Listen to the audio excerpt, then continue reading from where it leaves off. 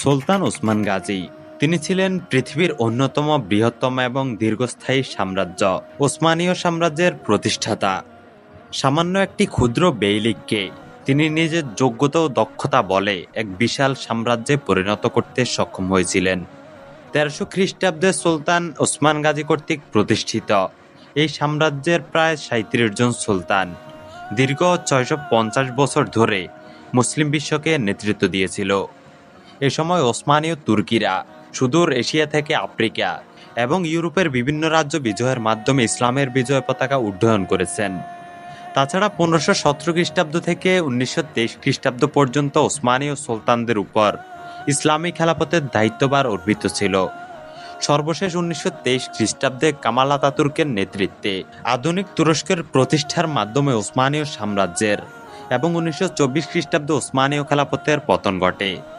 1258 খ্রিস্টাব্দ, যে বছর দুর্ধর্ষ মঙ্গল বাহিনীর আক্রমণে বাগদাদের আব্বাসীয় খেলাফতের পতন ঘটে এবং খেলাফত পতনের ফলে মুসলিম জাতি নেতৃত্ব শূন্য হয়ে পড়ে, সে বছর আধুনিক তুরস্কের আনাতোলিয়ার ক্ষুদ্র শহর সৌগুতে কাইগোত্রের প্রধান আর্তুগ্রুল বে এবং হালিমা সুলতানার ঘর আলোকিত করে মুসলিম জাতির আশার প্রদীপ হয়ে জন্মগ্রহণ করে এক ফুটফুটে শিশু। দাদা সুলাইমান শাহের ইচ্ছে অনুসারে আর্তুগ্রুল গাজী সেই শিশুটির নামকরণ করেন ওসমান নামে। মহান আল্লাহ হয়তো মুসলিম জাতিকে নেতৃত্ব দেওয়ার লক্ষ্যে তাকে পৃথিবীতে প্রেরণ করেছিলেন। এই বিষয়টি সত্যে পরিণত হয় তার জন্মের 4 দশক পর। আর্তুগ্রুল গাজী 3 সন্তানের মধ্যে কনিষ্ঠ হলেও ওসমান শৈশব থেকেই দুরন্ত এবং সাহসী ছিলেন। বড় হওয়ার সাথে সাথে তিনি বীর যোদ্ধা এবং দক্ষ শাসকে পরিণত হন। একদা মঙ্গলদের বিরুদ্ধে যুদ্ধরত অবস্থায় আহত হয়ে ওসমান বে তৎকালীন বিখ্যাত দরবেশ শায়েখ এদেব আলীর গৃহে আশ্রয় নেন।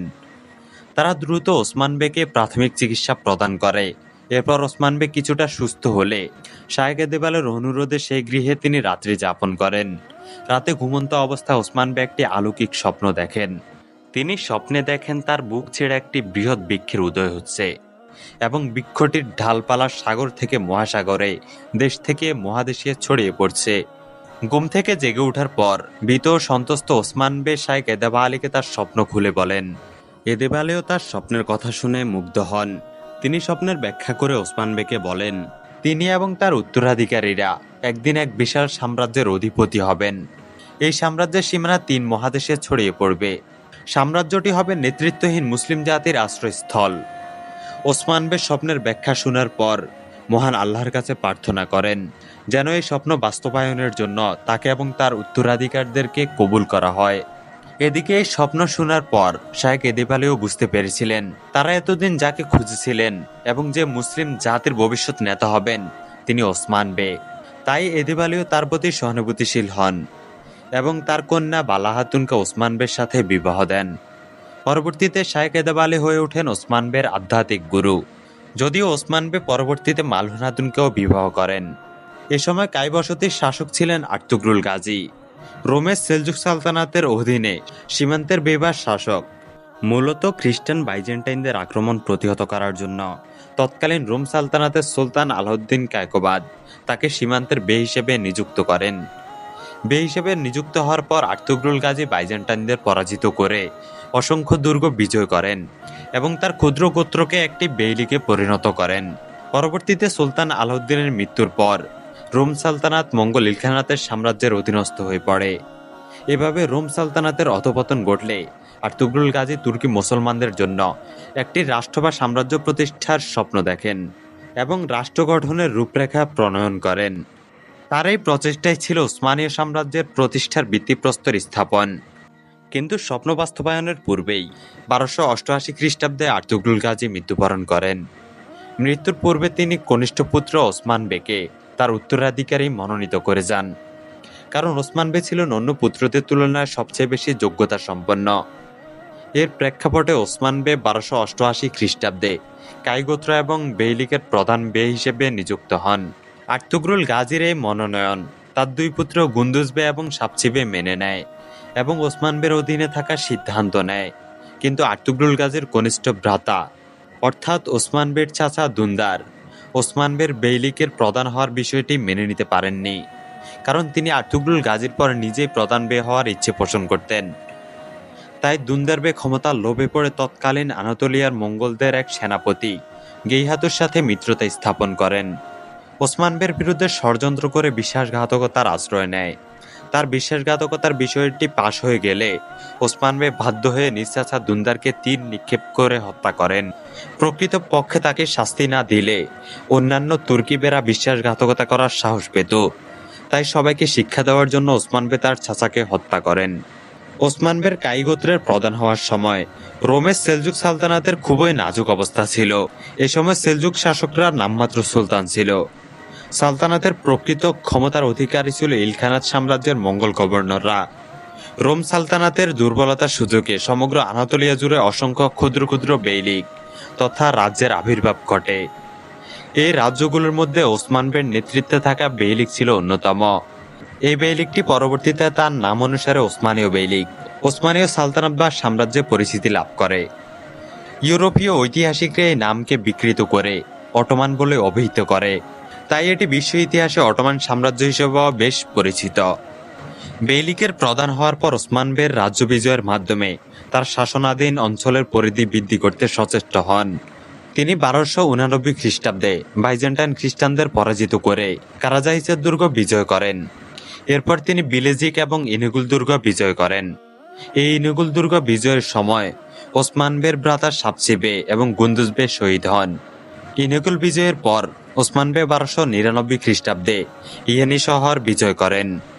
অতঃপর সগুত থেকে ইয়েনি শহরে রাজধানী স্থানান্তর করেন। এই ইয়েনি শহর ছিল ওসমানীয় সাম্রাজ্যের প্রথম স্বীকৃত রাজধানী। এরপর ওসমান বে পাইজি এবং বিথিনিয়ার কিছু অঞ্চল বিজয় করেন। তাছাড়া ইলখানাত সাম্রাজ্যের মঙ্গোলদের ক্রমাগত আক্রমণও তাকে প্রতিহত করতে হয়েছিল। এভাবে ওসমান বে বিভিন্ন অঞ্চল এবং দুর্গ বিজয় করে তার বেইলিকের পরিধি বৃদ্ধি করতে থাকে।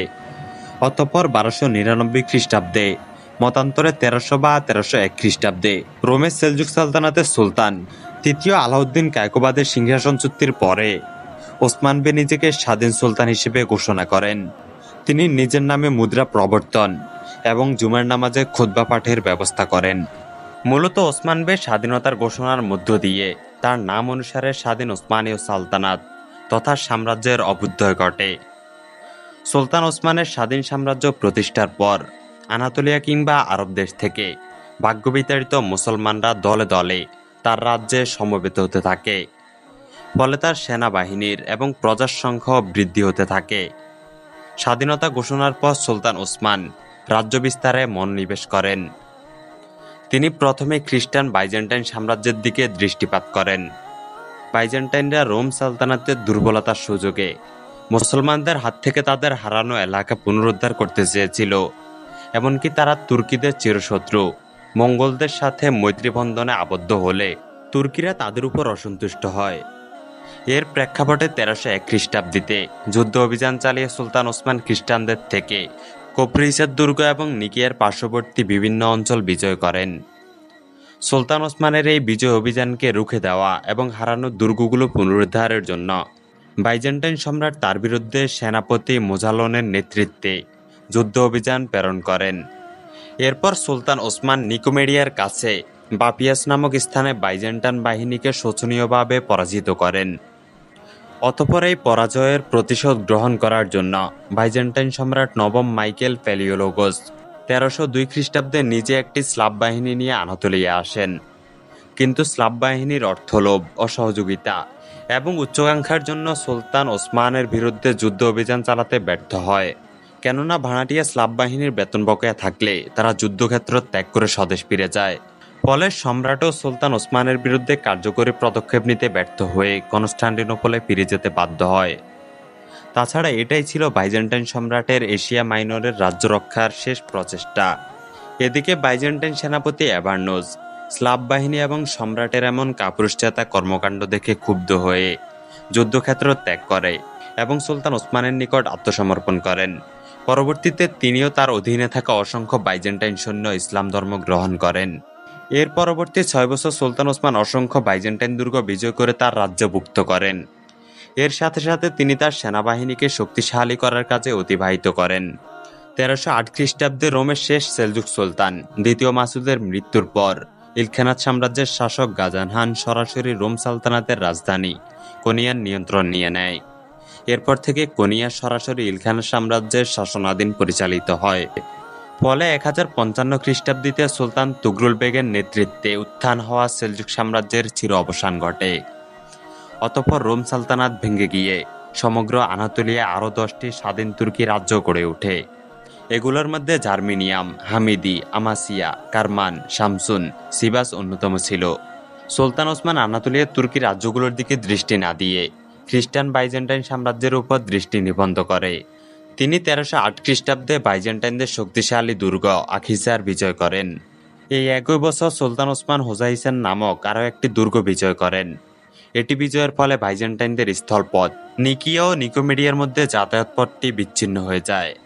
এই সাফল্যের পর ওসমান বে তার বাহিনী নিয়ে কয়েক বছরের মধ্যে কৃষ্ণ সাগর ও বসফরাস প্রণালীর মধ্যবর্তী দুর্গ ও বন্দরগুলো অধিকার করেন। এরপর তিনি মর্মরা প্রণালীতে অবস্থিত কালোলিমনি দ্বীপটি বিজয় করেন। দ্বীপটি বিজয়ের ফলে বাইজেন্টাইনদের জলপথে ব্রুসা থেকে কনস্টান্টিনোপলে যাওয়ার পথটি অবরুদ্ধ হয়ে যায়। এই সময় থেকে সুলতান ওসমান তার স্বপ্নের নগরী ব্রুসা বিজয়ের জন্য সক্রিয় হয়ে ওঠেন। সুলতান ওসমানের ব্রুসা অবরোধের ব্যবস্থা নেওয়ার সময় সাম্রাজ্যের পূর্বে সীমান্তে মঙ্গলরা আক্রমণ করতে থাকে, কিন্তু তারা সুলতান ওসমানের পুত্র ওরহানের কাছে পরাজিত হয়ে পলায়ন করে। অতঃপর 1317 খ্রিস্টাব্দে সুলতান ওসমান ব্রুসা নগর অবরোধ করেন। ব্রুসা বিজয়ের উদ্দেশ্যে তিনি কাপলিজা নামক স্থানে একটি দুর্গ নির্মাণ করেন। তার ভাতিজা আকতেমিরুর উপর দুর্গটির দায়িত্বভার ন্যস্ত করেন। ব্রুসা অবরোধকালে সুলতান ওসমান অসুস্থ হয়ে পড়লে তার পুত্র ওরহান তুর্কি বাহিনীর দায়িত্বভার গ্রহণ করেন এবং ব্রুসা অবরোধ চালিয়ে যান। অবরোধ দীর্ঘদিন চলেছিল। দীর্ঘ 9 বছর অবরোধের পর অবশেষে 1326 খ্রিস্টাব্দে বাইজেন্টাইনরা ওরহানের নেতৃত্বে থাকা তুর্কি বাহিনীর নিকট আত্মসমর্পণ করলে বিখ্যাত ব্রুসা নগরী সুলতান ওসমানের হস্তগত হয়। ব্রুসা নগরী বিজয় ছিল সুলতান ওসমানের জীবনের সবচেয়ে গৌরবজনক বিজয়। তুর্কি বাহিনীর প্রভাব প্রতিপত্তি এই বিজয়ের ফলে আরও বৃদ্ধি পায়। অতঃপর ইয়েনি শহর থেকে ব্রুসায় উদীয়মান ওসমানীয় সাম্রাজ্যের রাজধানী স্থানান্তর করা হয়। অবশেষে দীর্ঘ 38 বছর কৃতিত্বের সাথে রাজত্ব করার পর ব্রুসা নগরী বিজয়ের বছর অর্থাৎ 1326 খ্রিস্টাব্দে ওসমানীয় সাম্রাজ্যের প্রতিষ্ঠাতা সুলতান ওসমান গাজী মৃত্যুবরণ করেন।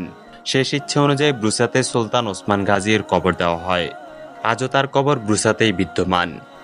সুলতান ওসমান গাজীর মৃত্যুর পর তার সুযোগ্য পুত্র ওরহান ওসমানীয় সাম্রাজ্যের সিংহাসনে আরোহণ করেন। তার সিংহাসনে আরোহণের মধ্য দিয়ে ওসমানীয় সাম্রাজ্যের ইতিহাসে এক নতুন যুগের সূচনা হয়।